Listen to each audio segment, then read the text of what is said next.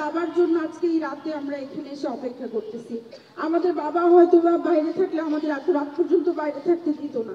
একবার বলে কোর্ট হবে, একবার বলে কোর্ট হবে না, একবার বলে কর্তৃপক্ষ নির্দেশ দেয় না, একবার বলে আলিয়া মাদ্রাসা কর্তৃপক্ষ রাজি না। পিলখানা হত্যাকাণ্ডের বিচার পরিচালিত করতে তাদের এত টালবাহানা কেন? আমরা আমাদের বাবাকে ফেরত চাই।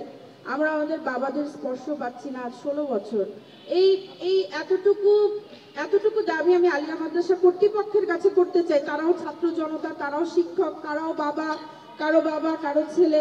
আমরা আজকে স্বজন হারা 16 বছর। আমরা বাবার জন্য আজকে এই রাতে আমরা এখানে এসে অপেক্ষা করতেছি।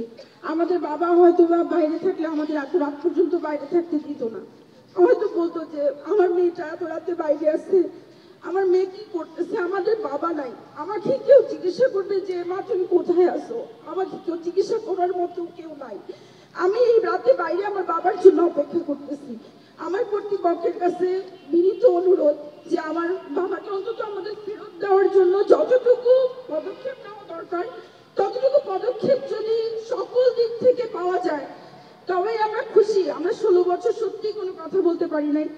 আমি স্বরাষ্ট্র উপদেষ্টার কাছে সাক্ষাৎকালীন সময়ে এটিএন নিউজের একজন সাংবাদিকের সাথে আমার কথা হয়েছিল। উনি আমাকে বলেছিলেন যে বিডিআর নিয়ে কোনো নিউজ কভার করতে আমাদেরকে দেওয়া হতো না, কারণ সরকার থেকে একটা নির্দেশনা থাকতো যে বিডিআর নিয়ে কতটুকু বলা যাবে এবং কতটুকু বলা যাবে না।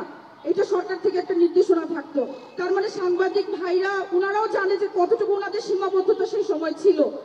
এই ধরনের সীমাবদ্ধতা এখন আর নেই।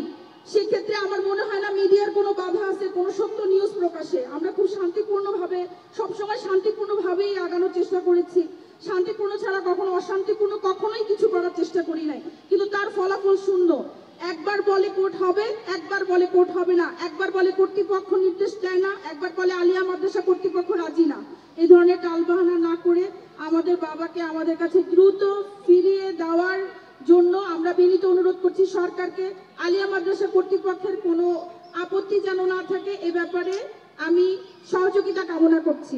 বিগত 4 মাস ধরেই আমরা আমাদের ন্যায় বিচারের জন্য দাবি জানিয়ে আসছি। ইতিমধ্যে আজকে সকাল থেকে আমরা ন্যায় বিচারের জন্য আমরা এখানে সমবেত হয়েছিলাম এবং অবস্থান কর্মসূচি পালন করছিলাম।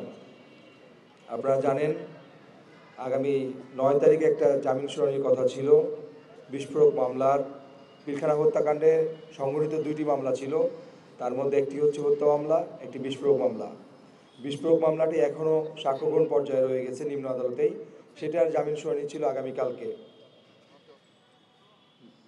কিন্তু অনিবার্য কারণবশত তারা দেখাচ্ছে যে প্রজ্ঞাপন না থাকার কারণে রাত 10:30টার দিকে জানায় যে তারা আগামীকালকে কোর্ট স্থগিত করেছে।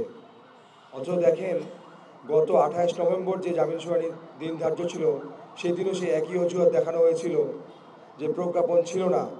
আমরা সেদিনও বলেছিলাম প্রজ্ঞাপন তৈরি করে, প্রজ্ঞাপন বলতে যেটা বোঝাচ্ছে তারা যে গ্যাজেট আকারে এই বিস্ফোরক মামলা 16 বছর ধরে হাসিনা সরকারের সময়ে আলিয়া মাদ্রাসা প্রাঙ্গণে পরিচালিত হতো। সেই গ্যাজেট বাতিল করতে তাদের এত সমস্যা কোথায়? গত 28 তারিখে কোর্ট ছিল, সেখানেও গ্যাজেট তারা বাতিল করতে পারে নাই। আজকে 40 দিন পরেও তারা গ্যাজেট প্রকাশিত করতে পারে নাই যে বিস্ফোরক মামলা কোথায় পরিচালিত হবে, কিভাবে পরিচালিত হবে। তার মানে পিলখানা হত্যাকাণ্ডের বিচার পরিচালিত করতে তাদের এত টালবাহানা কেন?